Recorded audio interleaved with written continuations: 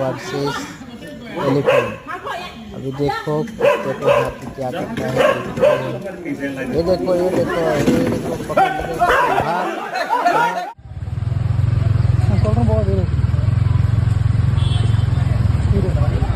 No யாரும் வருதுண்ணா வாண்ணா. No போனா இப்படி டக்கு போனா. போடா பொறுங்க போடா வெளியே வந்துட்டோம். போடா ஏய் போங்கடா. போடா தம்பி போடா.